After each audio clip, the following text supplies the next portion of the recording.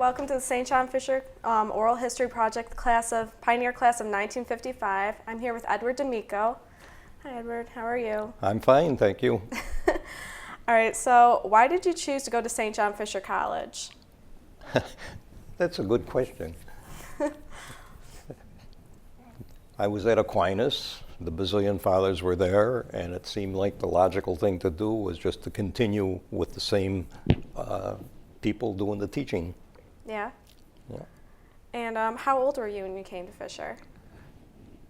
Just turned 18. Just turned 18, so you went straight from Aquinas to college? Yes. Okay. And were you from a rural or urban background? Urban. Urban? Yes. Yeah. And how did the atmosphere at the college feel? Did it feel urban, suburban, rural at the time? How did it feel? Well, at the time, it felt like it was rural. There was nothing here. Yeah, just the Right. one building? Well, they were building it. Oh, yeah. They were still working on it when we started. And can you tell me about what college life was like on a campus that was still being built? Like the classroom feeling, everything? The classrooms felt like classrooms. There was no problem there. Everybody just became very close to each other because there were so few of us. Mm-hmm. But as far as school, it was like being in any other school, I think, the educational part of it. Did it feel any different from Aquinas?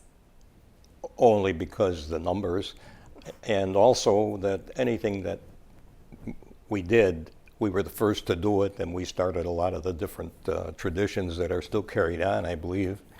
Well, what kind of traditions? I'm talking about when you had the dances like the White Orchid Ball and things like that. Mm-hmm. Any other traditions you'd like to talk about that you think are still around? I don't recall right at the moment.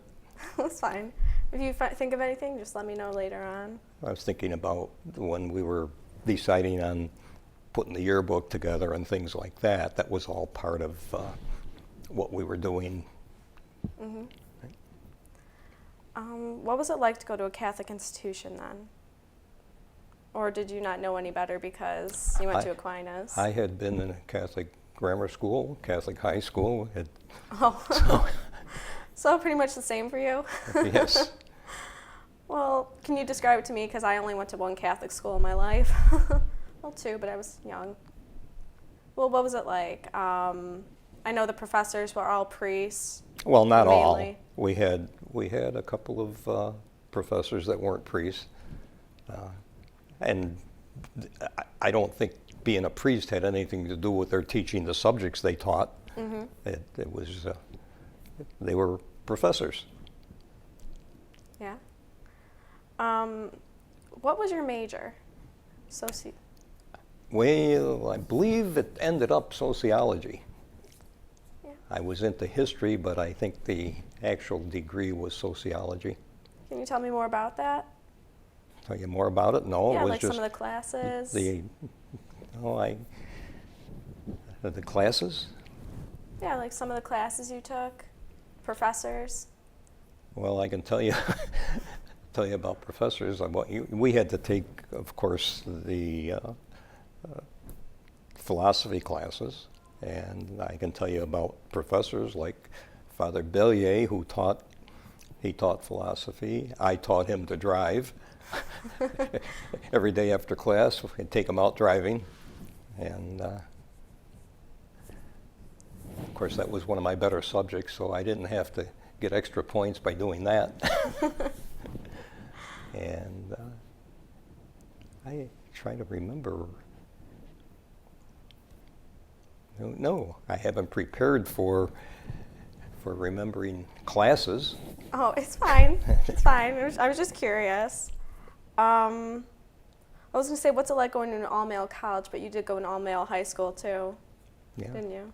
Well, it didn't make much difference. We had Nazareth College down the road, and Mm-hmm. and we spent some time there. As a matter of fact, in one of the classes, we took at Nazareth College. It was set up between Fisher and Nazareth. I think it was a sociology class. So I think it was 5 or 6 of us took that class at Nazareth College. Oh, yeah? I didn't know that you guys mixed classes sometimes. Was that a normal thing? No, that was an unusual thing. For some reason, they didn't have it set up here, and they did it there. Yeah, they still do something like that nowadays. I actually think that you can take some classes over there and transfer the credits to Fisher. Well, what was your relationship with Nazareth like? Well, it was good. We even used their gym to play basketball when we were here, and I guess when it came time for dances, we were trying to match up Yeah? the guys and the girls, right? How did you meet the girls? Was there a meeting place you guys would go to? There were, they used to have mixers at Nazareth where you'd go there and meet girls. Oh, yeah? Were they like the balls, or were they like less formal? No, that What was it not like? formal. They were a dance, not a formal dance. Okay. Is there anything else you want to say about your relationship with Nazareth? Anything else? We'll No, move on? No? no. Okay. What do you remember your first day of school?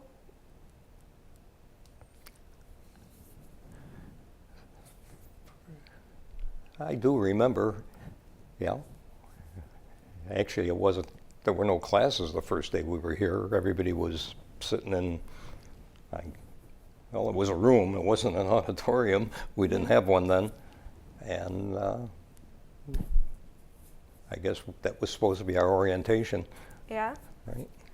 What did they do with the orientation? Just talked, just told us what to expect and when our classes would begin.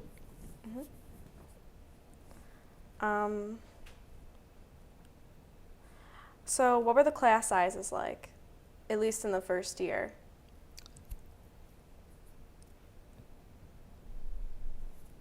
They varied depending on the subject, but you could be any place from 20 to, I guess, 40 or 50, depending on what subject it was. Well, what about your major? What was the average size, you think? The average size was probably 25. It's about what it is today, give or take a few people. And your classes, were they mostly lecture, seminar, or some other? They type were of- they were lectures. all lectures? Yes, Were they Yeah. interesting, or? they were. Some were very interesting, but we learned to take notes. Yeah? Right. They all talk really fast. You just got to write it down. Each one was different. Well, who was your favorite professor that you like to listen to? The president of the school at that time, Father Murphy, Mm-hmm. John Murphy, and I don't think I ever had another professor before or after that. Nobody wanted to miss his class, so let's put it that way. He was very interesting. He was great to listen to. Yeah? How so? His command of the English language, just the way he spoke, he was great. What did he teach? He taught English. He taught He only English? taught the first class. After that, he was too busy as the president of the school. But he was really a wonderful professor. It's amazing. So how did you select sociology as your major? Like, what drove you to it? I was just preparing to go to law school, and that was all part of what was available. Yeah. So you kind of were just drawn to it because of what you wanted to do? You know, I knew what I wanted to do. I knew I wanted to go to law school, so I needed a liberal arts education to qualify, and that was the way it ended up. Oh. What were the core requirements for your major? I don't even know. You don't even know? We just most of the things we took were you had to take them. I mean, it wasn't anything that because you were specializing, unless you were looking to be into pre-med or something. Then of course you had to cover the sciences, but that was that was something that we did have to take science, and I recall taking biology, and it wasn't as you would take now for a liberal arts. You took the same course that the ones that were intending to go to medical school took. So we had a lot of lab time that I believe you don't get today. No, I didn't get any lab time. Well, what were some of these core classes that like everyone was taking? Religion? Yeah, philosophy, religion, English, history, economics. I think everybody was taking that, but they were all. Yeah. Were you involved in any clubs, activities, or such on campus? Well, we did have our intramural basketball that I played. That was one of the things we did. Basically, I don't recall actual clubs. I was in the Glee Club. Oh, yeah? I don't know why with my voice, but I was. Hey, it's fun. And I don't know what else. There had to be other things, but I don't recall right now. So intramural, that was just like within your school, within Fisher, playing against each other? Is that? Yes, Yeah. that's what it was. Okay. Just wanted to make sure. Did that add anything to your experience at Fisher? Like, did you make more friends that way? No, I don't think so. I think we were all friends because there were so few of us. I know what you mean. I went to a small high school. Right. Did you ever take any summer or night classes, or did they even exist back then? Not here, as far as I know. But I never took any. I don't know anybody that did when I was here. And where did you end up living? Because I know there wasn't any residence on campus. I lived at home with my parents, Yeah. as just about everybody did. Do you know anyone that didn't live with their parents at home? Like any apartments off campus? No, I don't know of any. So it was uncommon back then. Did you know any veterans at Fisher? I know you said you knew someone that went in the Marines, but... Oh, they went in after. That was part of the, it was platoon leader corps that kept you from getting drafted if you joined that. And a couple of the people stayed in. I think, if I recall, Larry Briggs was also in it. He stayed in too. There were a couple of people in school that were older, but I don't think they were here as veterans. No? And did the Cold War affect the campus? Any, like the Korean War, any of the resulting issues? Well, the Korean War affected because they were drafting people in our age group, so it did affect. You had to keep your grades up to stay in school, so it did affect. Maybe some people did leave because they got drafted. I don't recall. So you were never drafted? You got Not lucky? at that time. So you avoided it by getting good grades? That's the way you did it. Oh. Well, good job. What was Pittsford or East Rochester like back then? I don't think it's much different than it is today. No? No, it was about the same. Probably not as many buildings, though, considering they... I haven't kept track of what they built in East Rochester or Pittsford, but the towns look the same to me when I go through.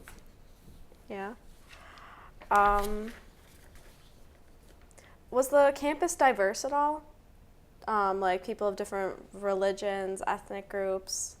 Or was it mainly Catholic students from Aquinas?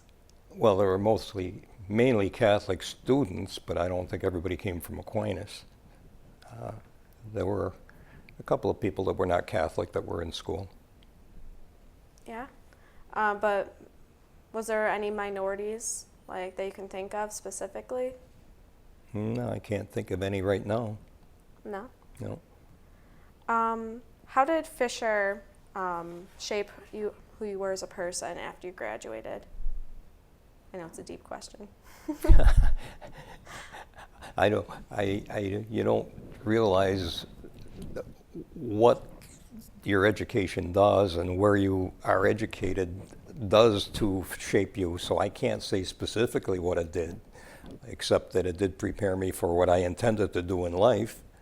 But other than that, I can't say that that it would have been any different if I went to another college. I don't know. Yeah, true. It's true. And, well, you were just telling me about a guy that used to sell sandwiches at Yes, Fisher. that Is was that? our first year, Bob Frusci. There was no cafeteria or anything in those days, but he would come in, and he was a student here, and he set up his business of selling sandwiches. Well, was that the only way of getting food back then? Unless you left, we would go down to what was it, McConnell's, I believe, in Pittsford there. We'd go there or other places around, but as far as anything at school, there was nothing in school. And I know you were saying you were close with the people you graduated with. Are there any specific people that you'd like to talk about? Any people you were closer with than others? Not really that I want to talk about. But the one I spent the most time with, of course, was Leo Kesselring, because we were in law school together and lived together for those 3 years. The other ones that I see Jack Palvino once in a while, Fran D'Arienzo. We just run into each other, but we're not spending time together. Yeah. But it was nice being close to in a small class. I think about a lot of things, like Father Pendergast, who said our wedding mass when Jan and I got married. And after I started practicing law, every time I've run into him, he'd say, "Are you still evicting widows and orphans?" That's nice. So, is there anything you'd like to add, just for history's sake? Anything is important? Anything that's important? What do you think is important for other people to know about Fisher? It's so different today that I don't know that there's anything that I can specifically say that took place when I was here. However, from what I see and the growth, I think that's wonderful. I think the school has come so far, and so it's really, and the campus is a beautiful campus too. It is. So I would recommend it. And of course, my 2 boys did graduate from here, and it wasn't even this large when they did, but it was a lot bigger than when I came here. Yeah. So, Still growing. so I felt that it was a place for my children to go, and I would still recommend it based on the results I see with them. Yeah, because they're successful as well. Yes. All right. Well, thank you so much for coming here today. You're welcome. You were very helpful. Thank you.